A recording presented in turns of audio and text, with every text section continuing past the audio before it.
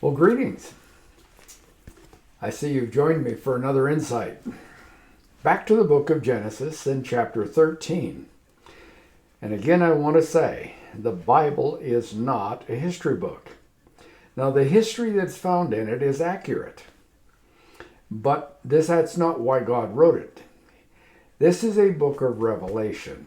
God wants to reveal things specifically to us. So let's keep our eyes and ears open and let's listen and watch for what he wants to show us and tell us. So chapter 13 of the book of Exodus is a story about Abraham and his nephew Lot. It's about two rich guys who have too many sheep and cattle and they overgraze the land, so they need to separate. This is the way the story goes. Let's get it before us and then we'll talk about the detail. So Abraham went up from Egypt to the Negev. Last week we talked about him having been in Egypt and having been sent back by Pharaoh to his own country. So he goes back to the Negev with his wife and everything he had, and Lot went with him. Abraham had become very wealthy in livestock and in silver and gold. From the Negev, he went from place to place until he came to Bethel, that means house of God, to the place between Bethel and Ai, where his tent had been earlier and where he had first built an altar. There, Abraham called on the name of the Lord. So Abraham is back to a worshiper. He's back from Egypt, he's where he belongs, and he's back to a relationship with the God who had called him in the first place. Verse 5. Now Lot, who was moving about with Abraham, also had flocks and herds and tents. But the land could not support them while they stayed together, for their possessions were so great that they were not able to stay together. And quarreling arose between Abraham's herdsmen and the herdsmen of Lot. The Canaanites and the Perizzites were also living in the land at that time, so they had animals and were having to find places to pasture theirs too. Verse 8, so Abraham said to Lot, let's not have quarreling between you and me, or between your herdsmen and mine, for we're brothers. Is not the whole land before you? Let's part company. If you go to the left, I'll go to the right. If you go to the right, I'll go to the left. Lot looked up and saw that the whole plain of the Jordan was well watered, like the garden of the Lord, like the land of Egypt toward Zoar. This was before the Lord destroyed Sodom and Gomorrah. So Lot chose for himself the whole plain of the Jordan and set out toward the east. The two men parted company. Abraham lived in the land of Canaan, while Lot lived among the cities of the plain and pitched his tents near Sodom. Now the men of Sodom were wicked and were sinning greatly against the Lord. The Lord said to Abram after Lot had parted from him, lift up your eyes from where you are and look north and south, east and west. All the land that you see I will give to you and your offspring forever. I will make your offspring like the dust of the earth, so that if anyone could count the dust, then your offspring could be counted. Go, walk through the length and breadth of the land, for I am giving it to you. So Abraham moved his tents and went to live near the great trees of Mamre at Hebron, where he built an altar to the Lord. Again, we have here a picture of a man who is a worshiper of the God of the Bible. But let's start with this verse. Now Lot, who was moving about with Abraham, he had tucked in with Abraham when Abraham left Haran after his father died. And Lot, the nephew, had been with him then, even into Egypt, now back. But the land could not support them while they stayed together, because they would overgraze the land with all of the cattle, the sheep especially, that they had. You see, sheep graze the grass or whatever is growing very close to the ground, and cows cannot eat where sheep have been grazing. But When cows go through grazing, sheep can come along and have something to eat afterward. So it matters who comes first and whose animals graze first. Nonetheless, we're at the point where we need to see the themes in this chapter that I believe the author Moses has tucked away for us. So the theme of the chapter 13 of Genesis, has to do with struggle and separation. Now, this is the second separation that God calls Abraham to.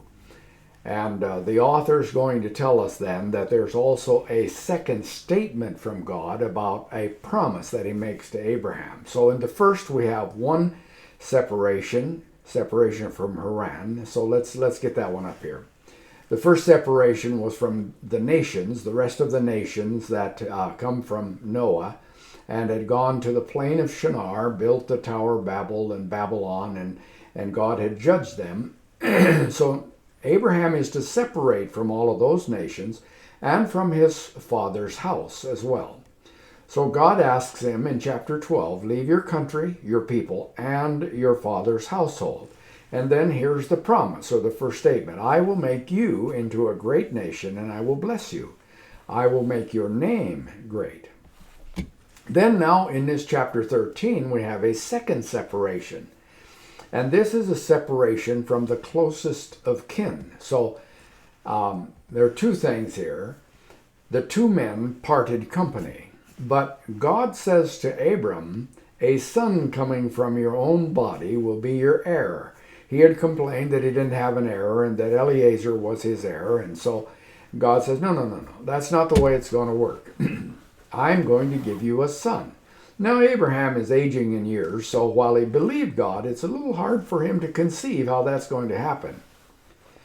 But God says in chapter 15, a little later on, to your descendants, I give this land from the river of Egypt to the great river, the Euphrates. And so he spells out the boundaries. Here in chapter 13, he tells him, look around, look east, west, north, south, and walk all of it, because I'm going to give it all to you.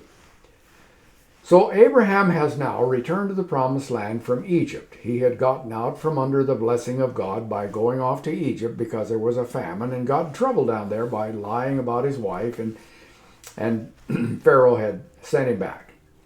So Abraham went up from Egypt to the Negev, this is the desert area, with his wife and everything he had, and Lot went with him. And then, about verse 3, we have this. From the Negev, he went from place to place until he come to Bethel. So he's back to the place between Bethel and Ai, between the house of God and a heap of ruins. Those are the meaning of those two places. And, sometimes we get there. But he's back to this place. And this is where he had been pitching his tent previously, prior to going down to Egypt. And this is where he had first built an altar to the Lord. This is where he had been a worshiper. So he's back to building altars and back to worshiping God. And we read it as calling on the name of the Lord. The important thing is that Abraham now is believing God, obeying God, and in relationship with God. And his family is still together. Not only is his wife with him and all of his servants and everything he has, but his nephew Lot is still with him. But wealth is hard to manage. And often wealth brings problems. I heard the other day on the news of someone who had won $2 billion in a lottery drawing, and I just have to tell you, that's trouble. That will ensure the demise of that person, because wealth is really hard to manage, especially if you haven't earned it step by step. So we read in verses 5 and 6, now Lot, who was moving about with Abraham, also had flocks and herds and tents. So he has servants as well, lots of them. And he is also wealthy. So the land cannot support both of them while they are together. Now, watch what happens. Abraham, in his generosity and his goodness, gives Lot first choice. He says to Lot, look to the east, look to the west.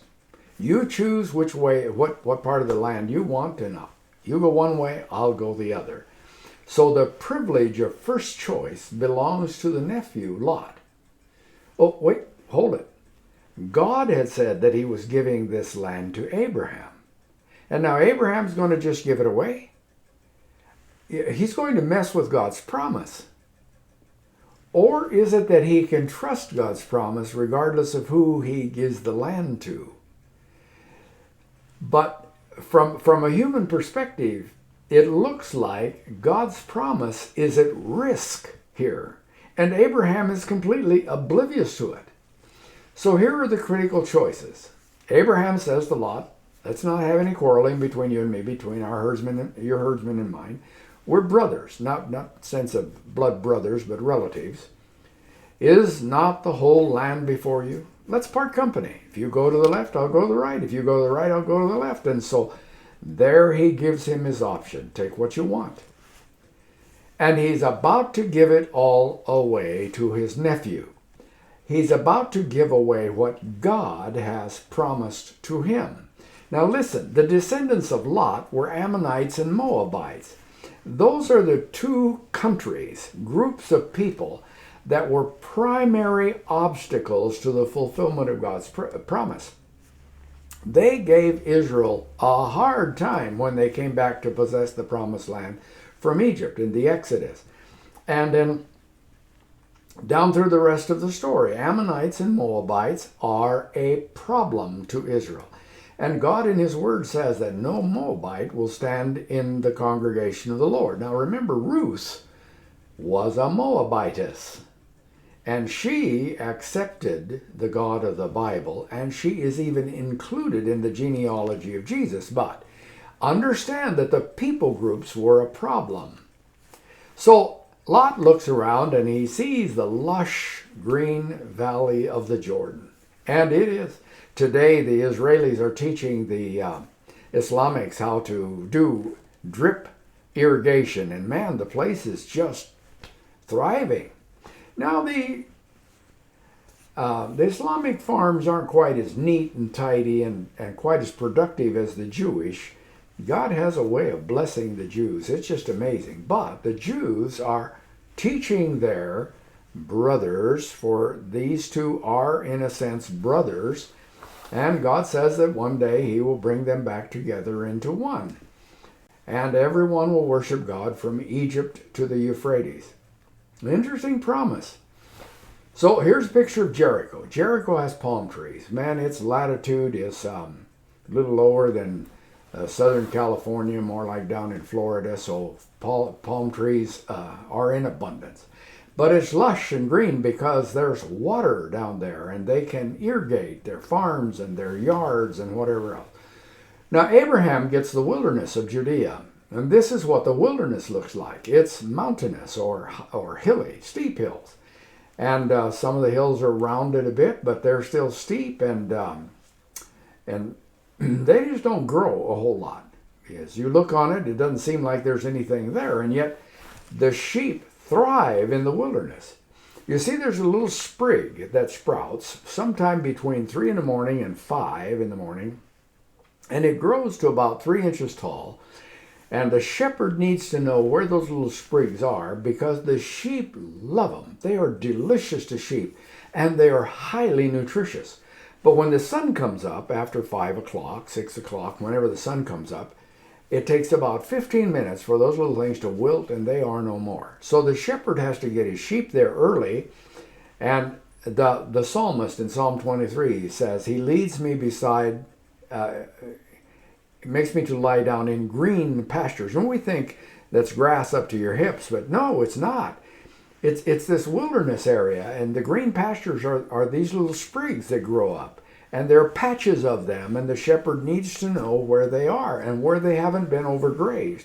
And he needs to be able to get his sheep there early in the morning so that they can eat them before they wilt in the sunshine of the day. Now here's another shot of the Judean wilderness, and notice there are sheep there on the hillside, and we don't see anything for them to eat, but there is something there for them to eat. We look at the brush up close. That's not what sheep eat. Those little sprigs that you don't see that are in the wilderness, that's what they thrive on.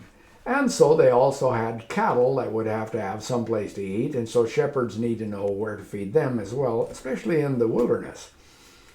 And then the psalmist talks about quiet waters. He leads me by quiet or still waters.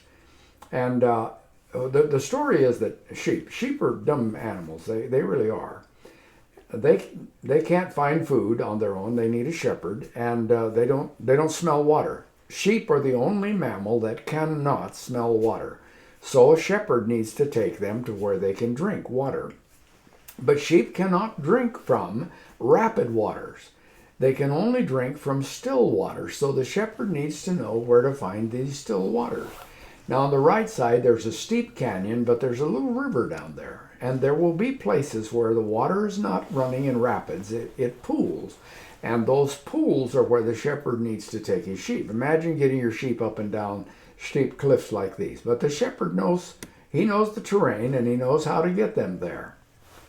Now, let's not miss the detail in this passage, because it's the detail that is the revelation that God is giving to us.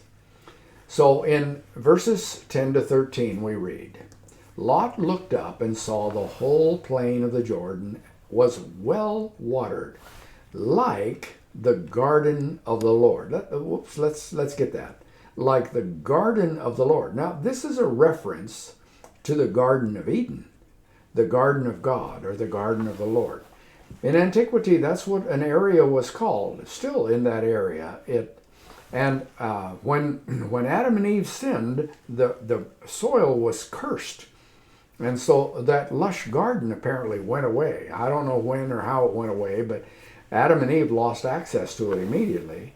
And God put a gatekeeper, cherubim with a flaming sword at the entrance. And the entrance was on the east, and Adam and Eve had to go away from God on the east. They went east. So it's well watered, also like the land of Egypt. So the land of Egypt would flood, the river Euphrates would flood, and particularly that river delta, man, it was an irrigation wonderland. And then he talks about towards Zoar. We'll come across this later in the story of Sodom and Gomorrah. But the writer here of Genesis, probably Moses, says this was before the Lord destroyed Sodom and Gomorrah. So we're going to have to get that phrase before us. And remember that the writer is giving us a glimpse of something that's coming. And he will tell us the reason for it in just a little bit. And then he'll expand a few chapters later.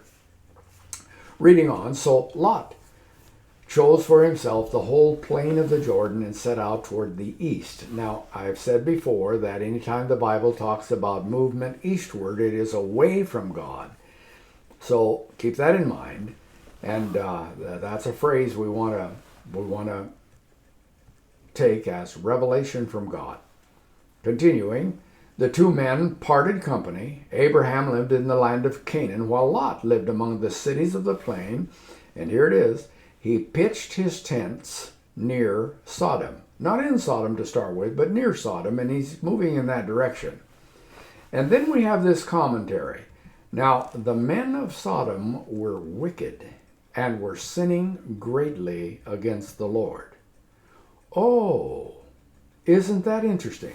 Now, when we think of Sodom and Gomorrah, we think of homosexuality. Well, that is a result of the sin, and we'll be told about their sin in a bit here. So the author of Genesis is going to compare three places specifically now for us. So he's going to compare the Garden of Eden, Babylon and Babel, and then Sodom and Gomorrah. In each, there was a choice made, and in each there are consequences. Adam and Eve then move eastward. From there on, anytime someone moves eastward, when a people group move eastward, they're moving away from God. And then the garden is destroyed somehow.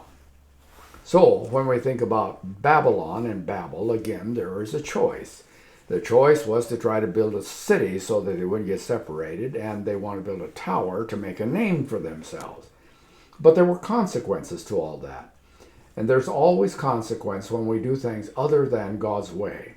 And then, of course, these were the people who had been moving eastward toward the plain of Shinar. And we read about how the Tower of Babel was destroyed and the people were scattered. Then, looking forward now from where this chapter is, there's Sodom and Gomorrah, and Lot makes a choice. He wants the good stuff, the lush part, the rich soil, and the watered area, and he moves toward the sinful cities of the plain, and his movement is eastward, away from God. And then, of course, we're going to read that Sodom and Gomorrah were destroyed. So what the writer is showing us is that man's movement tends to be eastward, away from God, because he has a sinful bent.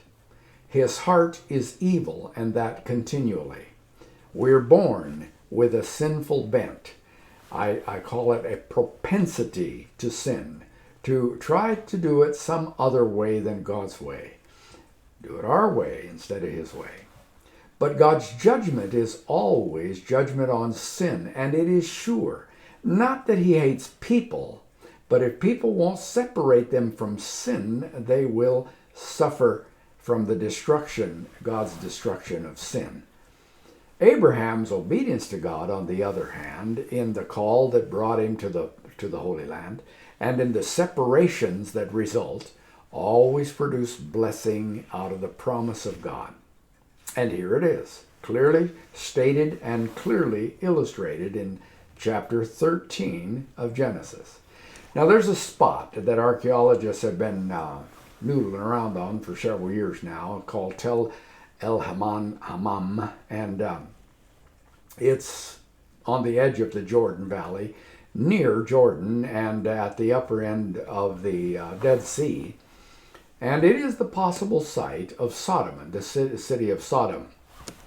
I would talk about this later when we come to the destruction of Sodom, but I put a red star there on the approximate site of this mound that represents cities that have been destroyed over the centuries.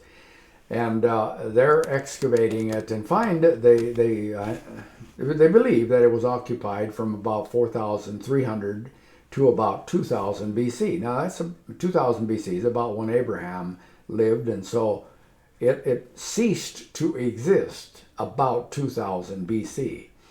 And then about 900 BC, that's 1100 years later, they again settle it because there's water in the area and it's easy to make a living there. So from then to 322 before Christ, it was an extant city, a very large city, one of the biggest cities in all of Mesopotamia. So Abraham surely is around, and the destruction of the city, the evidence is it was when he was alive and in the area. Now, back to what was the sin of Sodom and Gomorrah? Well, Ezekiel, the prophet of God, in chapter 16 says, "Now this was the sin of your sister Sodom. She and her daughters were arrogant, overfed, and unconcerned." Now the concern is focus. It's concern about the needs of the poor. So they did not help the poor and needy. They were haughty and did detestable things before me. Therefore, I did away with them, as you have seen. Samaria did not commit half the sins you did. You have done more detestable things than they. So there's judgment coming for anyone who sins, but isn't it interesting that the sin of Sodom is arrogance, overfed, and lack of concern for the poor. Now, they also do detestable things. I look at that, and frankly, it looks to me like that's where our society is today. And I believe that God's judgment is sure. Something's going to happen, folks. Now, I don't want to be a doomsayer. This is the day of grace.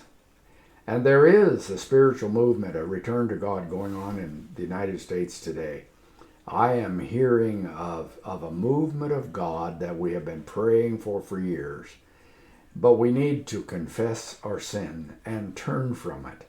And these very things are what we are guilty of in our society. God help us. Well, there's the insight for this time, for this week.